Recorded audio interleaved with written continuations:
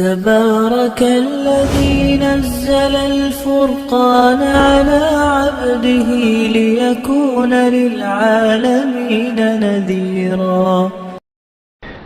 السلام عليكم ورحمة الله وبركاته. بسم الله والحمد لله والصلاة والسلام على رسول الله وبعد. আলহামদুলিল্লাহ, আমরা লেসন 34 এ চলে আসছি। আজকে আমাদের যে হারফটা সেটা হচ্ছে কফ। কফটা দেখতে হচ্ছে আমরা আগে ফা শিখেছিলাম। এমন একটা গোল মাথার উপর দুটা নুক্তা হলে, যদি উপরে দুটা নুক্তা হয় তখন সেটা কফ। আমরা কফের একটু মাখরাজটা দেখে আসি। আমাদের যেটা আপার গাম আছে তার একেবারে শেষ অংশে জিহ্বার গোড়াটা সেই নরম অংশের সাথে লেগে কফ কফ এবং কফ বলতে শুরু, কফটা মোটা এবং এখানে কোনো বলার সময় কোনো ক বলতে সময় কোনো বাতাস বের হবে না এবং শেষ করার সময় কফ, তখন এই নিচের ঠোঁটের মাঝখানে উপরের দাঁতের আগাটা লেগে অফ কফ এরকম হবে। কিন্তু মূল যে উচ্চারণের স্থান সেটা হচ্ছে জিহ্বার একেবারে গোড়ার সাইডটা উপরের নরম তালুর সাথে লেগে একেবারে শেষ দিকের শেষ অংশের সাথে লেগে উচ্চারিত হবে কফ। এবং কফে সাকিন দিলে সেটাও কিন্তু কলকলা আমরা হরফ শিখেছিলাম সেরকম হবে এক এক এক ও ক এমন হবে। আমরা আরেকটু যদি এখানে খেয়াল করি যে জিহ্বার একেবারে গোড়ার সাইডটা যে নরম একটা অংশ আছে আপার গামের একেবারে শেষ অংশে, সেখান থেকে উচ্চারিত হবে জিহ্বার গোড়া থেকে কফ কফ। যেমন আমরা এখানে একটু যদি দেখি যে হামজার উপরে ফাতহা বা আ সাইন দেয়া, এটা গিয়ে কফ সাকিন, এটাকে আমরা সাকিন হিসেবে ধরতে পারি। আ ক কফ দুইটা নুক্তা থাকবে, একটা গোল মাথা তিনের মতো দেখতে, সেখানে উপরে দুটো নুক্তা, এটা হচ্ছে কফ। কফের সাথে আরজি হলে ক, কফের সাথে উ যুক্ত হলে বা দম্মা দিলে হবে কু, কফের সাথে ই যুক্ত হলে বা কাসরা দিলে হবে কি, ক উ কি।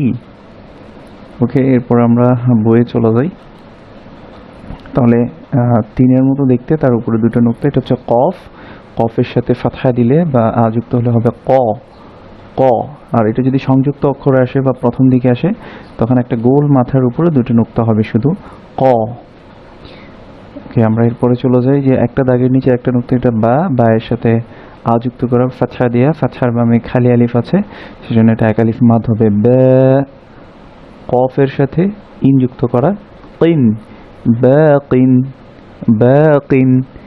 এরপর ওয়ার উপর ফাতহা দিয়া, এর বামে খালি আলিফ, ওয়া এক আলিফ মাদ হবে ওয়া ওয়াকিন ওয়াকিন। এরপরে দেখি যে গোল মাথা তিনের মতো দেখতে সংযুক্ত কিন্তু একটা নুক্তা, এটা হচ্ছে ফা ফা। ফার উচ্চারণ স্থান আমরা বলেছিলাম যে উপরের দাঁতের আগা সেটা নিচের ঠোঁটের মাঝখানের সাথে লেগে ফা, তাহলে ফায়ের সাথে আযুক্ত করা ফা, এটা ওয়াও সাকিনকে ফা সাউন্ডটা ওয়াও সাকিনকে ধরবে ফাউ ফাউ। কফের সাথে আযুক্ত করা বা ফাতহা দিয়া ক ফাউ ক ফাউ ক। এরপর আমরা দেখি একটা দাগের উপর একটা নুক্তা, এটা হচ্ছে নুন, নুনের সাথে আযুক্ত করা না, তিনটা মাথা, তার মানে হচ্ছে সিন, সিনের সাথে উ যুক্ত করা সু বা সিনের সাথে দম্মা দিয়ে সু। কিন্তু দম্মার বামে যদি ওয়াও সাকিন থাকে তাহলে আমরা বলেছিলাম যে এটা একালিফ মাদ হবে, তাহলে কি হবে নেসু নেসু। কফের সাথে দম্মা দেয়া বা উ সাইন দেয়া কু নেসু কু নেসু কু। এরপর দেখি হামজার সাথে ফাতহা দেয়া, এটা গিয়ে লাম সাকিনকে ধরেছে। আমরা বলেছিলাম যদি এরকম লম্বা দাগ সেটা বামের হারফের সাথে লেগে যায় এভাবে, সেটা হচ্ছে লাম। আর আলিফ হলে সেটা কিন্তু লাগবে না, এটা বামের হারফের সাথে একই শব্দে আসলেও সেটা লাগবে না, কিন্তু যেটা লেগে যাবে সেটা হচ্ছে লাম। তাহলে আটা গিয়ে লাম সাকিনকে ধরেছে আল। গোল একটা মাথা, এটা হচ্ছে মিম, মিমের সাথে আযুক্ত করা মা আল মা। তিনটা মাথা মানে হচ্ছে সিন, সিনের সাথে ফাতহা দিয়া, তার বামে খালি আলিফ, তাহলে এক আলিফ মাদ হবে আল মাসা আল মাসা। কফের সাথে দম্মা দিয়া বা উ সাইন যোগ করা কু আল মাসাকু আল মাসাকু। এরপর এটা দেখি যে হামজার উপরে ফাতহা দিয়া আ, এটা গিয়ে লাম সাকিন, এই যে যেটা ডান দিকে আছে সেটা লাম, আর যেটা বাম দিকে আছে সেটা হচ্ছে হামজা। তাহলে আল, আটা গিয়ে লাম সাকিনকে ধরেছে আল, হামজার উপরে ফাতহা দিয়ে আ, আল আ, এই আ সাউন্ডটা গিয়ে সিনের উপরে যেহেতু সাকিন আছে, আ সাউন্ডটাকে এটা ধরে ফেলবে আস, আল আস। ওয়ার উপর ফাতহা দিয়া ওয়া, কিন্তু এর বামে খালি আলিফ থাকাতে, ফাতহার বামে খালি আলিফ থাকাতে এক আলিফ মাদ হবে ওয়া, আল আস ওয়া। কফের সাথে দমা বা উ সাইন দেয়া কু, আল আস ওয়া কু, আল আস ওয়া কু। এরপরে দেখি সিনের নিচে কাসর দেয়া, এর বামে ইয়া সাকিন, কাসরের বামে যদি ইয়া সাকিন থাকে একটা দাগের নিচে দুটো নুক্তা মানে হচ্ছে ইয়া, তাহলে এক আলিফ মাদ হবে সি। কফের সাথে ফাতহা দিয়া বা আসাইন যোগ করা ক, সি ক, সি ক। আমি সবগুলো শব্দ একবার একবার আবার পড়ে যাচ্ছি। বাকিন, ওয়াকিন, ফাওক, নাসুকু, আল মাসাকু, আল আসওয়াকু, সিক। এর পরের শব্দে পরের পৃষ্ঠায় আমরা চলে যাচ্ছি। ওয়ার উপরে ফাতহা দিয়া ওয়া, একটা গোল মাথা, তার উপর দুইটা নুক্তা, তারপর মানে হচ্ছে এটা কফ, কফের নিচে হচ্ছে ই সাইন দেয়া বা কাসর দেয়া কি, ওয়াকি, একটা দাগের উপর একটা নুক্তা, এটা নুন, তার উপরে ফাতহা না, এই ফাতহার বামে খালি আলিফ থাকাতে না এক আলিফ মাদ হবে ওয়াকিনা, ওয়াকিনা। কফের সাথে ফাতহা দেয়া, তার বামে খালি আলিফ থাকাতে এটা এক আলিফ মাদ হবে ক, লামের সাথে ফাতহা দেয়া লা, কলা, কলা। এরপরে কফের সাথে উসাইন দেয়া, দম্মা দেয়া, এটা গিয়ে লাম সাকিনকে যদি এভাবে লেগে যায় সেটা হচ্ছে লাম সাকিন, এটা কখনো হামজা হবে না, এটা আমরা বারবার বলছি, অনেকের চিন্তার সমস্যা হয় সেই কারণে। তাহলে কুটা গিয়ে, এই কু সাউন্ডটা গিয়ে লাম সাকিনকে ধরবে কুল, নুনের উপরে ফাতহা দিয়া না, এর বামে খালি আলিফ থাকে তো এক আলিফ মাদ হবে না, কুল না, কুল না। এরপরে এটা দেখি, কফের সাথে ফাতহা দিয়া ক, বা একটা দাগের নিচে একটা নুক্তা হলে এটা হচ্ছে বা, বা এর সাথে দম্মা দিয়া বা উসাইন দিয়া বু, কিন্তু এর মামে ওয়াও সাকিন আছে, দম্মার মামে ওয়াও সাকিন থাকলে এক আলিফ মাদ হবে কবু, কবু।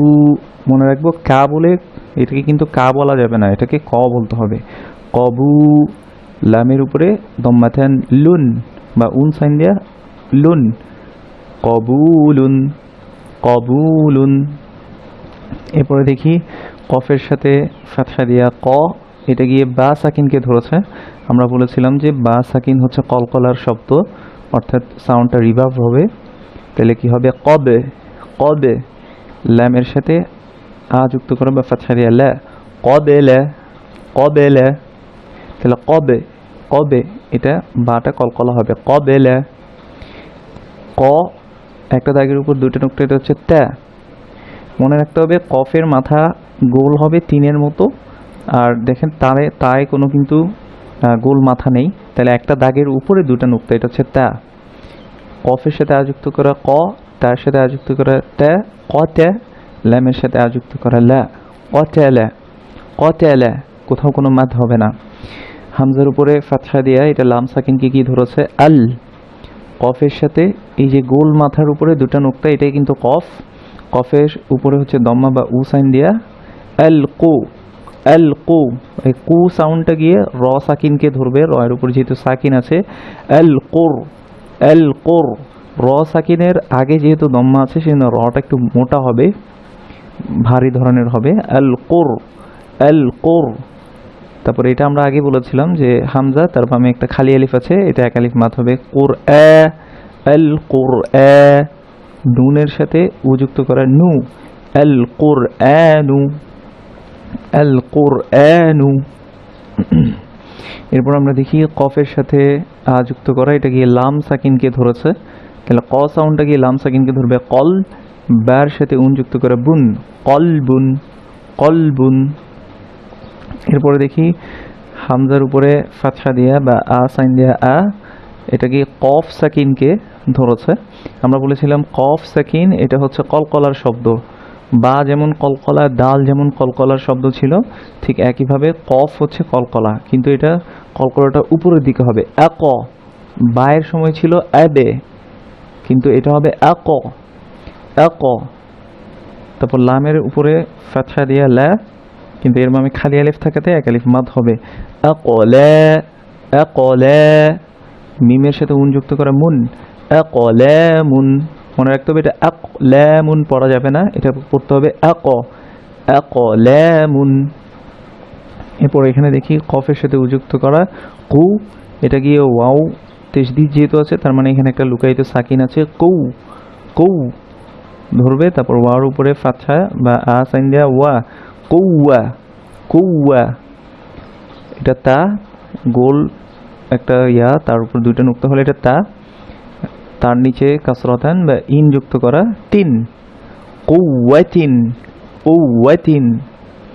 এরপর এখানে দেখি কফের উপরে ফাতহা দেয়া, এর বামে খালি আলিফ ক, এটা হা, পান পাতার মতো দেখতে, এটা হচ্ছে হা, হার নিচে কাসরা দেয়া বা ই সাইন দেয়া কহি।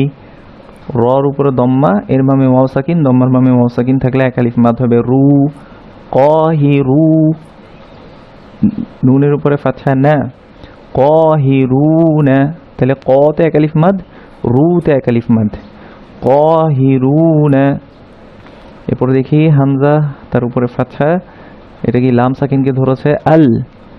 কফের উপরে ফাতহা ক, আল ক। মিমের উপর ফাতহা মা, আল কমা। রর উপরে উসাইন দেয়া বা দম্মা দেয়া রু, আল কমারু, আল কমারু। এরপরে এখানে দেখি কফ, কফের উপরে আসান দেয়া, এটা গিয়ে ওয়াও সাকিনকে ধরবে কৌ। মিমের নিচে কাসর, এর বামে ইয়া সাকিন, কাসরর বামে ইয়া সাকিন থাকলে সেখানে এক আলিফ মাদ হয় মি, কৌমি, কৌমি। এরপরে দেখি হামজার উপরে আসাইন দেয়া, এটা লাম সাকিনকে ধরেছে আল। মিমের উপরে আসাইন দেয়া মা, কফের উপরে আসাইন দেয়া, এর বামে খালি আলিফ থাকাতে এক আলিফ মাদ হবে ক, আল মা ক। একটা দাগের নিচে একটা নুক্তা, এটা হচ্ছে বা, বায়ের নিচে হচ্ছে ই সাইন দেয়া বি, রর উপর ও সাইন দেয়া রু, বিরু, আল মাকাবিরু, আল মাকাবিরু। এরপর এটা দেখি মিমের সাথে আসাইন দেয়া মা, কফের সাথে আসাইন দেয়া, কিন্তু এর বামে খালি আলিফ থাকাতে ক এক আলিফ মাদ হবে মা ক। মিমের সাথে আযোগ করা মা, মা ক মা। এরপর এখানে দেখি মা ক, মা কটা ঠিক এটার মতোই, এটা তাই এক্সপ্লেন করছে না। লামের নিচে ই সাইন দেয়া, এর বামে ইয়া সাকিন, একটা দাগের নিচে দুটো নুক্তা ইয়া সাকিন, অর্থাৎ কাসরর বামে ইয়া সাকিন হলে এক আলিফ মাদ হবে লি, মাকালি, মাকালি। দালের উপরে উ সাইন দেয়া দু, মাকালিদু, মাকালিদু। ওকে, এরপরে আমরা এখন ডিফারেন্সটা দেখি যে ফা হচ্ছে একই রকম গোল মাথা কফের মতোই, কিন্তু ফাতে একটা নুক্তা, ফায়ের উপর ফাতহা দিলে ফা, কফের উপরে দুটো নুক্তা হয়, কফের উপর ফাতহা দিলে হবে ক, ফা ক। আমি শব্দগুলো, এই পৃষ্ঠার শব্দগুলো আবার একবার পড়ে যাচ্ছি। ওয়াকিনা, ক্বালা, কুলনা, কবুলুন, ক্বাবলা, ক্বাতালা, আল কুরআনু, কলবুন, আকলামুন, কুওয়াতিন, কাহিরুনা, আল কমারু, কওমি, আল মাকাবিরু, মাকামা, মাকালিদু। আজ এতটুকুই থাকুক। সুবহানাকাল্লাহুম্মা ওয়া বিহামদিক, আশহাদু আল্লা ইলাহা ইল্লা আন্ত, আস্তাগফিরুকা ওয়া আতুবু ইলাইক। ওয়াসসালামু আলাইকুম ওয়া রাহমাতুল্লাহি ওয়া বারাকাতুহু।